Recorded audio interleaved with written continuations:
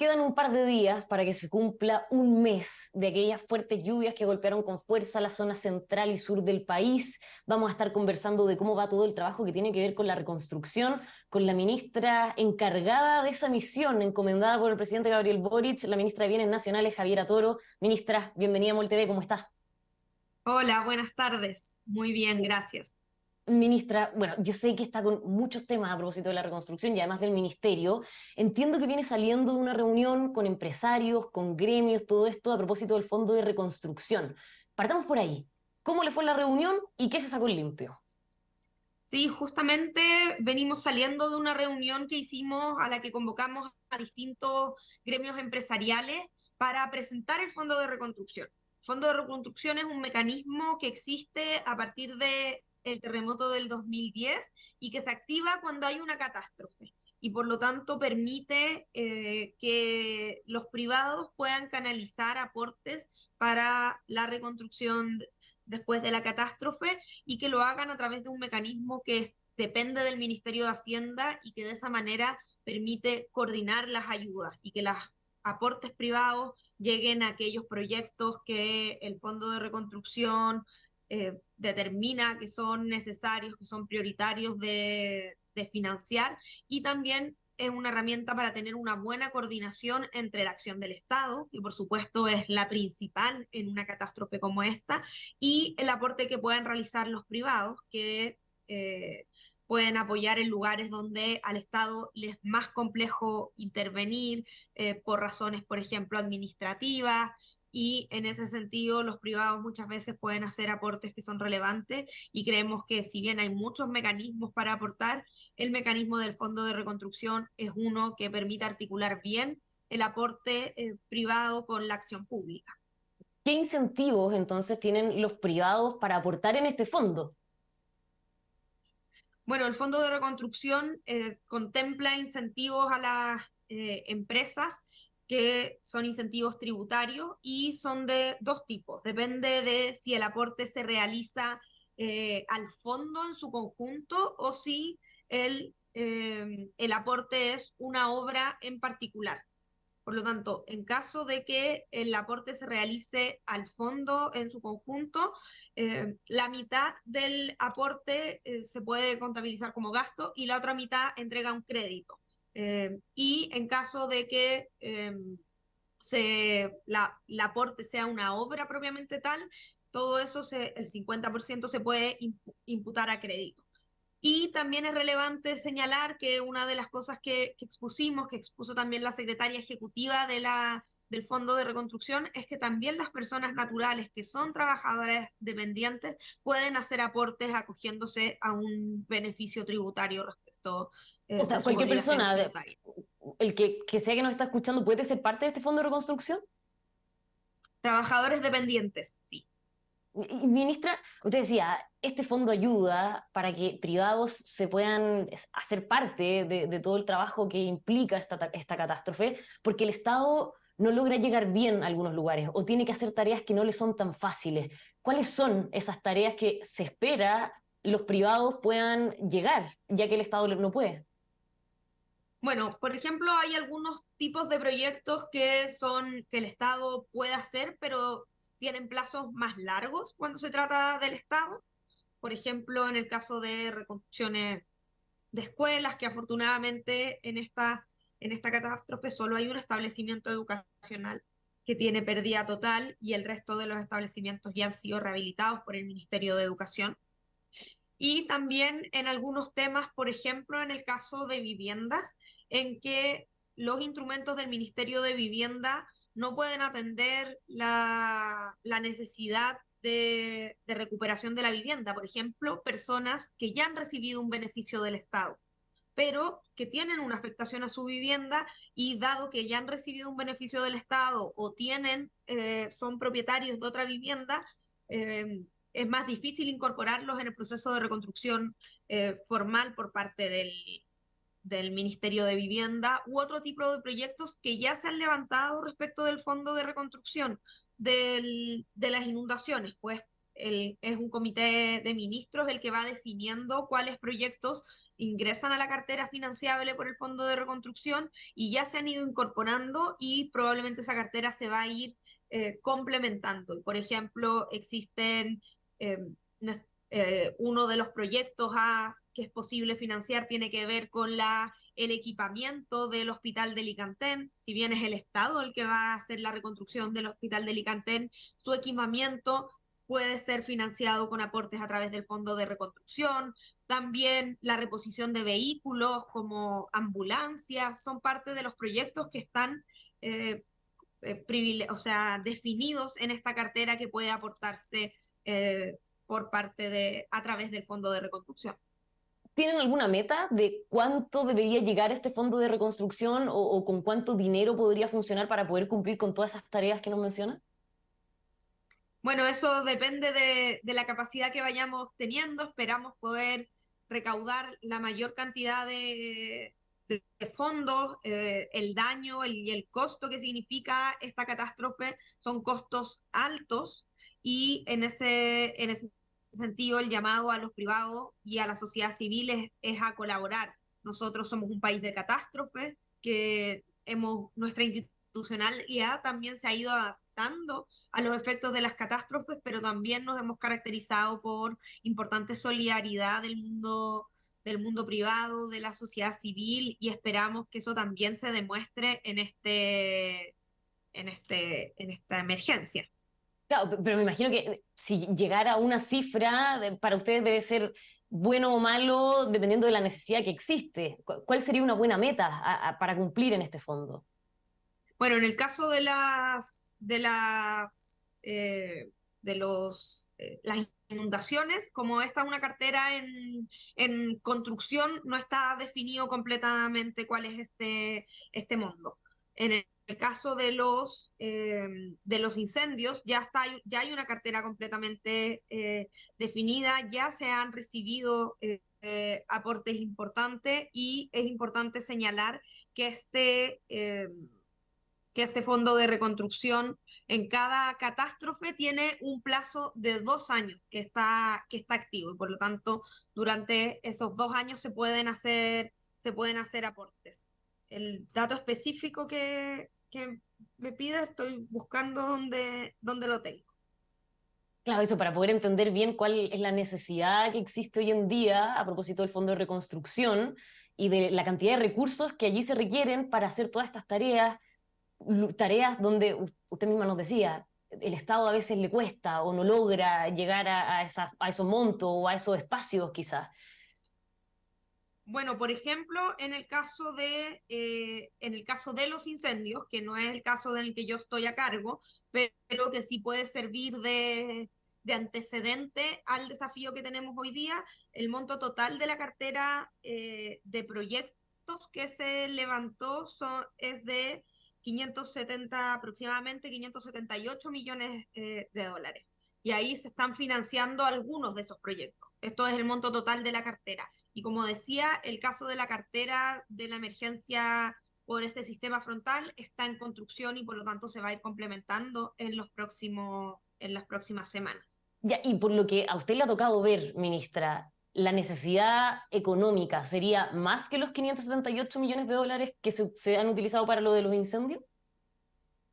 Bueno, el daño de esta catástrofe está estimándose, pero preliminarmente sí es un daño bastante alto en términos de que esta catástrofe ha producido importantes afectaciones productivas en el mundo agrícola, también de conectividad, sobre todo de conectividad vial y de puentes, y también evidentemente en los cauces de los ríos, y por lo tanto se van a requerir obras mayores para hacer frente a esta catástrofe y esperamos prontamente que el catastro sectorial esté afinado para poder calcular un monto, pero son montos importantes, así como también lo fueron a propósito de los incendios del verano. Fue una catástrofe a nivel de perjuicio, obviamente, porque una catástrofe es terrible en cualquiera sea la situación, pero a nivel del impacto económico y de lo que, lo que se necesita para reconstruir, ministra, ¿ha sido una catástrofe más grande que la de los incendios? Eso depende del sector, de la dimensión en la que analicemos la afectación.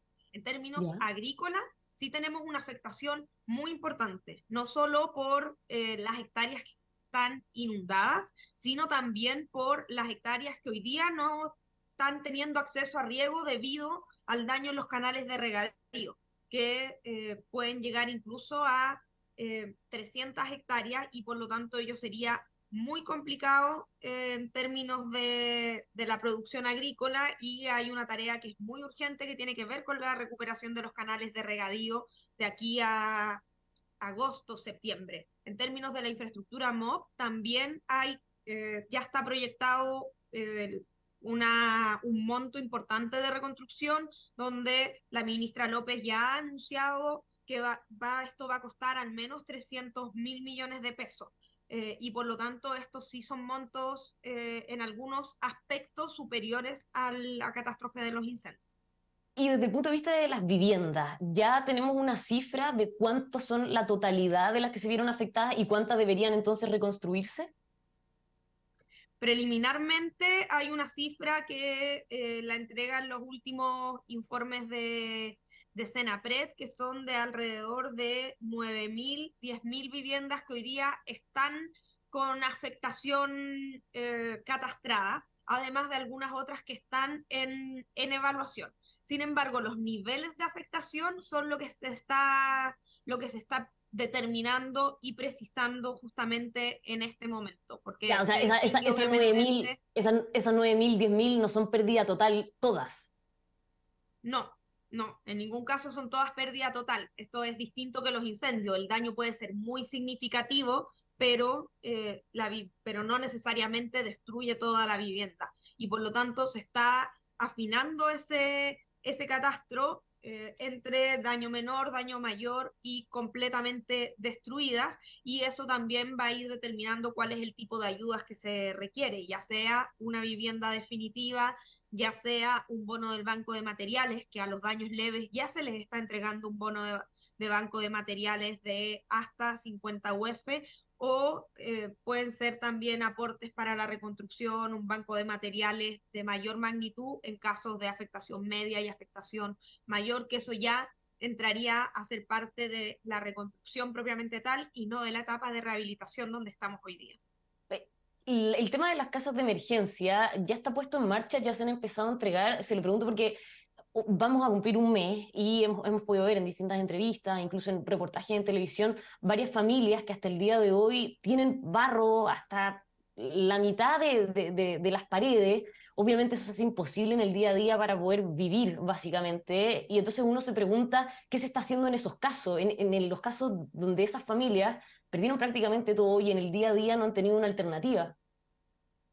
Sí, justamente se está trabajando ya en la instalación de las viviendas de emergencia en la medida en que estas van siendo solicitadas por los municipios, que son quienes levantan la necesidad y que también se evalúa cuál es el nivel de daño y si requiere una vivienda de emergencia. Ya se ha iniciado la instalación, pero además esta semana estamos ampliando la instalación de las viviendas de emergencia. Por ejemplo, hoy día comienza la instalación de viviendas de emergencia en Licantén.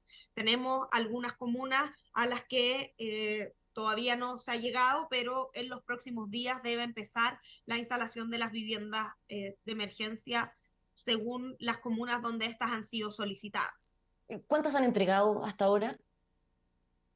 El número de viviendas que se ha entregado hasta ahora es número de viviendas totales. Hoy día es alrededor de 15, pero se está trabajando, hoy día está empezando la construcción de 12 en Licantén y así se seguirá trabajando la siguiente semana. Esto ha ido aumentando la demanda en la medida en que se van levantando las solicitudes, las necesidades, y a finales de la semana pasada se levantaron un número importante de solicitudes a través de la vía que es a través de los municipios. Por lo tanto, a partir de, o sea, desde esta semana, más allá de que ya había empezado la entrega de las viviendas de emergencia, se empieza a trabajar de manera más rápida para satisfacer esta demanda que ha sido solicitada. Y desde que llega la solicitud, ¿cuánto se demora el proceso hasta que finalmente entregan la vivienda? Eso depende bastante de la situación de cada localidad. Es distinto en casos de localidades aisladas, por supuesto, que es más difícil llegar con los materiales y también considerar que la situación climática a veces puede dificultarlo, pero la idea es que entre lo antes posible la instalación de la vivienda de emergencia. En algunos casos se ha llegado inmediatamente dentro de la misma semana y eso también esperamos que suceda con varias localidades esta semana. ¿Ha habido algún retraso en todo este proceso en que les hacen llegar las solicitudes? Porque 15 viviendas entregadas hasta el momento, entre 9.000 y 10.000 afectadas, que son las que están catastrando, independiente de si ahí el daño es menor o mayor, pero son muchos los afectados y la cifra 15 se hace pequeña comparativamente hablando. ¿Qué ha pasado o es normal que se esté dando esta situación? Sea, en términos de stock de viviendas de emergencia, Senapred las tiene disponible, hay un stock de aproximadamente 700 viviendas de emergencia disponibles para la instalación, por lo tanto eso hasta ahora, con la demanda que ha sido levantada, porque si bien son 9.000 viviendas afectadas, estas tienen distintos niveles de afectación. Y en ese sentido ya han sido entregadas las ayudas tempranas en un número importante de casos. Los bonos de recuperación que se han entregado hasta ahora son ya 8.600 bonos de recuperación que han sido transferidos y se está evaluando la siguiente nómina para pagarlo. También está la tarjeta del banco de materiales. Entonces, depende del nivel de afectación. Ahora, en el caso de las personas que tienen pérdida total y requieren una vivienda de emergencia, hoy día la demanda que se ha levantado hasta hoy va a estar cubierta con el stock que tiene Senapred y si es necesario este stock va a ser ampliado.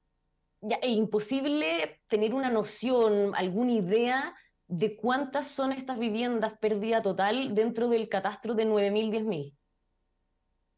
Eso depende porque hay una evaluación preliminar de parte a través de la ficha FIBE, que identifica más de 1.000 viviendas con pérdida total.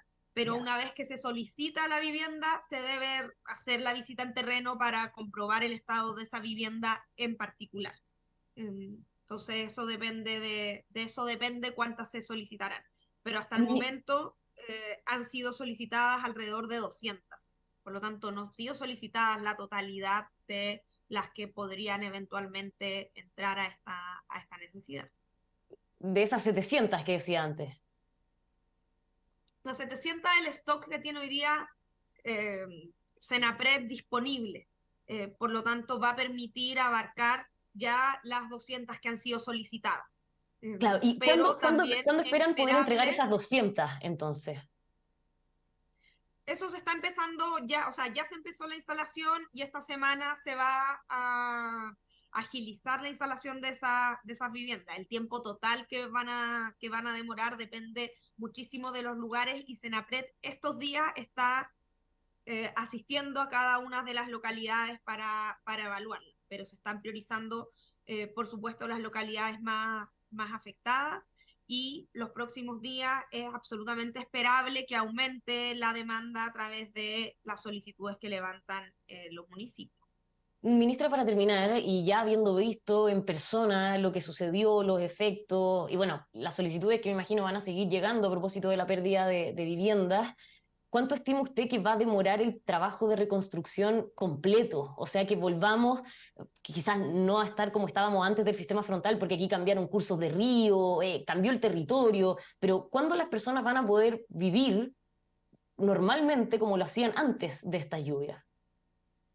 Bueno, efectivamente el proceso de reconstrucción propiamente tal puede tomar un tiempo largo. O sea, hoy día todavía estamos en la etapa de rehabilitación y ayudas tempranas. Yo voy a presentarle al presidente el plan de reconstrucción donde se van a establecer metas, plazos, responsables y hay algunas obras que van a poder resolverse y terminarse dentro de este mismo año, pero hay otras como obras de mayor magnitud, sobre todo obras públicas, puentes que pueden tomar, sabemos por experiencias anteriores, hasta 2, incluso 3 años. Entonces, la prioridad en este momento tiene que ver con la rehabilitación, que es poder recuperar la funcionalidad, por ejemplo, de los caminos, donde ya el MOP ha recuperado la conectividad en más del 75% de los caminos administrados por Vialidad, pero estas son soluciones de emergencia, que son transitorias. Y luego, en muchos de esos se van a tener que implementar obras mayores que pueden demorar un año, que pueden demorar incluso más.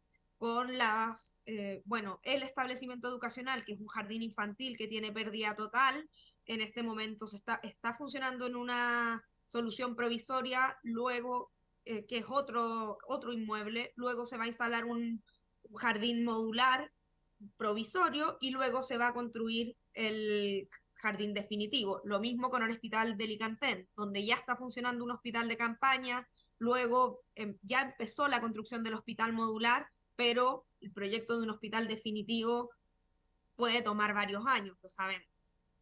Ministra, bueno, vamos a estar atentos a esas cifras que ahora son preliminares, pero en algún minuto van a ser finales para poder entender bien la magnitud de lo que nos dejó este sistema frontal. Muchísimas gracias por la entrevista.